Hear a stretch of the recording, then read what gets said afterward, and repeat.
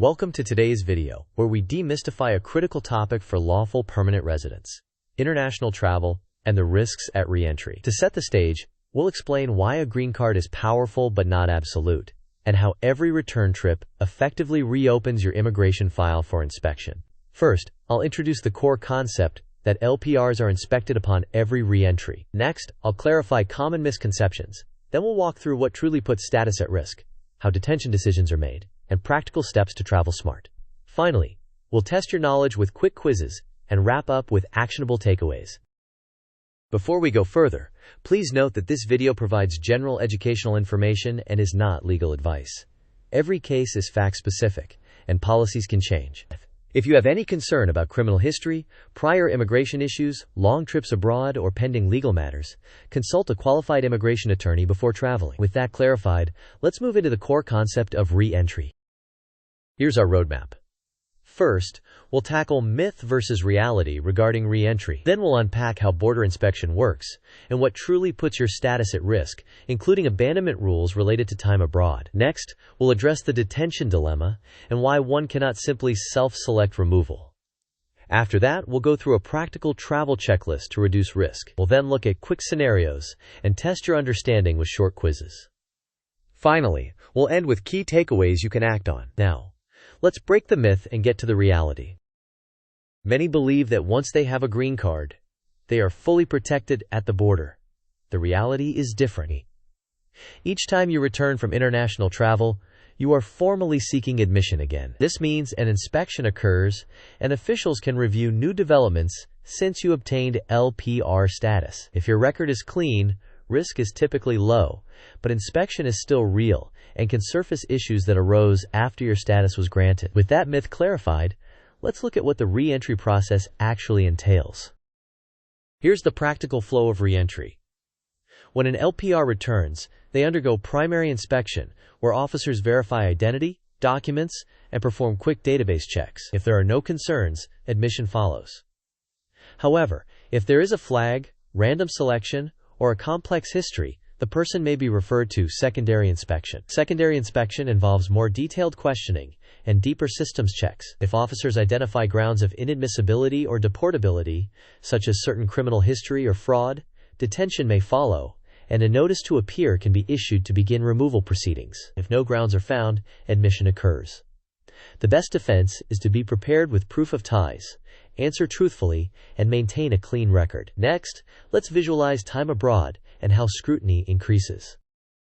This timeline illustrates how scrutiny can rise with longer trips. At around 3 months abroad, scrutiny is generally low, assuming no other risk factors. Approaching 6 months, officers may begin asking more questions about ties. Between 6 and 12 months, abandonment inquiries become more likely, as officers assess intent to maintain U.S. residence. At 12 months or more, absent a re-entry permit, the risk of an abandonment determination is high. Even patterns of multiple 4 to 6 month trips can trigger questions about intent. The key is to show ongoing ties and a genuine intention to reside in the United States. Now, let's examine what specifically puts status at risk. Let's categorize the major risk factors. First, crimes involving moral turpitude, such as theft, fraud, and some drug offenses, can trigger removal and, in some cases, mandatory detention, even for a single misdemeanor. Second, aggravated felonies span a broad set of offenses, including certain tax frauds, forgeries, and serious domestic violence. These typically lead to detention and removal. Third, immigration fraud, such as false statements in visa or green card applications, can resurface years later and form the basis for removal proceedings. Fourth, abandonment of residence is about your intent and conduct. Extended trips around 6 months or more, or a pattern of long trips, can be used to argue you do not intend to reside permanently in the United States. Finally, non-criminal issues like failing a professional exam or bouncing a personal check generally do not affect your immigration status. Next, we'll visualize how these categories compare in a high-level, illustrative way. This pie chart is a conceptual illustration. It attributes a large share of scrutiny to criminal flags, followed by abandonment patterns and time abroad, then immigration fraud indicators, and finally random or other factors. These proportions are not official statistics. They're a teaching aid to show where issues commonly arise. The main takeaway is that criminal and fraud-related issues often carry the greatest consequences, while abandonment is a significant, sometimes overlooked, risk area. Now, let's compare traveler profiles to understand risk in context. On the left is a lower risk profile, a clean record, travel under about 6 months, strong ties such as a lease and employment, consistent tax filings, documented proof of ties, and truthful, consistent answers. On the right is a higher risk profile, criminal history or pending charges, long trips over 6 months or repeated long stays, weak domestic ties, problems or gaps in tax filings, prior misrepresentation concerns, and inconsistent statements during inspection. While no factor is determinative on its own, several high-risk indicators together increase the likelihood of secondary inspection, detention, or removal proceedings. With that in mind, let's move to a practical pre-travel checklist. Let's turn to preparation. First, verify that you have no pending criminal matters, warrants, or unresolved legal issues. If you anticipate trips that could exceed 6 months, evaluate obtaining a re-entry permit in advance. Next, gather proof of U.S. ties such as a lease or mortgage, pay stubs, employer letters, utility bills, school enrollment records, and family documentation. Carry recent tax filings or transcripts if possible. Ensure your passport, green card, and any necessary foreign visas are valid. Be ready to explain your trip's purpose and duration, and affirm your primary residence in the United States, all truthfully and concisely. Back up important documents, and be thoughtful about device privacy, since border searches can occur. Keep your attorney's contact information handy, and inform a trusted person of your itinerary. If you have doubts about your status or unresolved risks, it's safer not to travel until matters are resolved. Now, let's address the detention dilemma. A common misconception is that a traveler can request immediate deportation to avoid detention.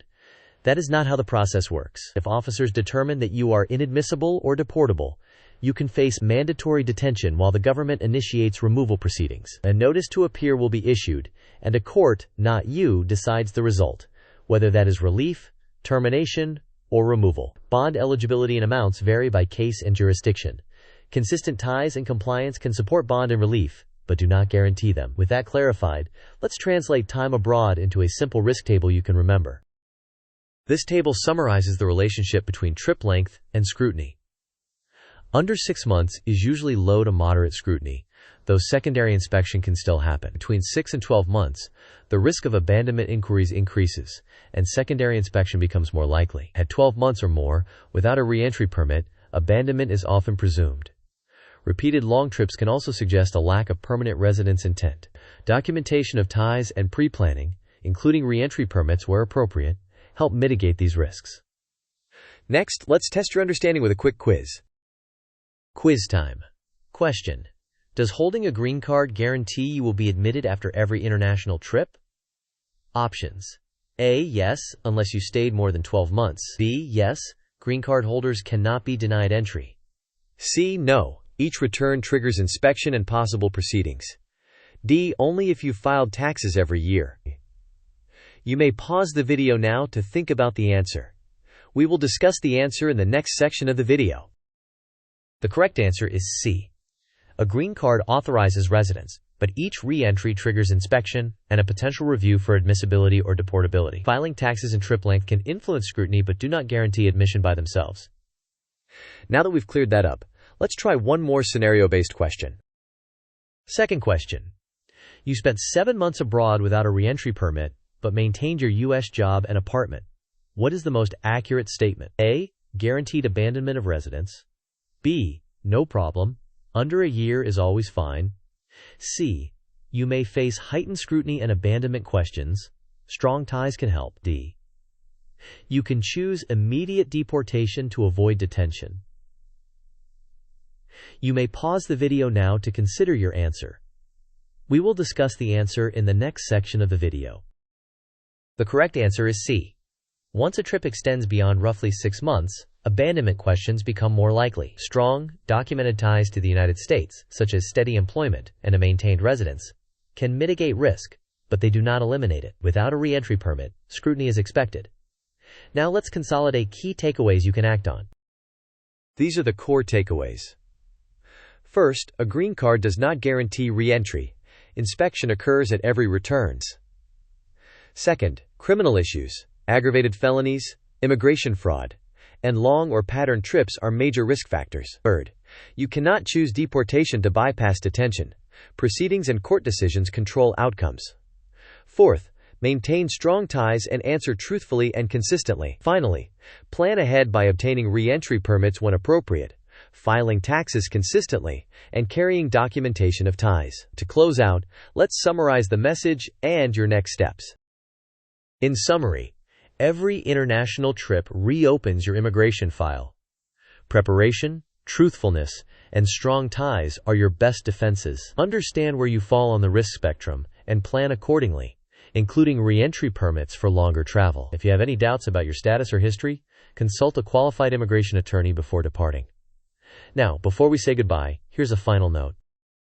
Thanks for watching. If this video helped you understand the realities of re-entry with a green card, please like, share, and subscribe for more practical immigration explainers. Share your questions and experiences in the comments. Your story might help someone facing a similar situation. See you in the next video, and safe travels.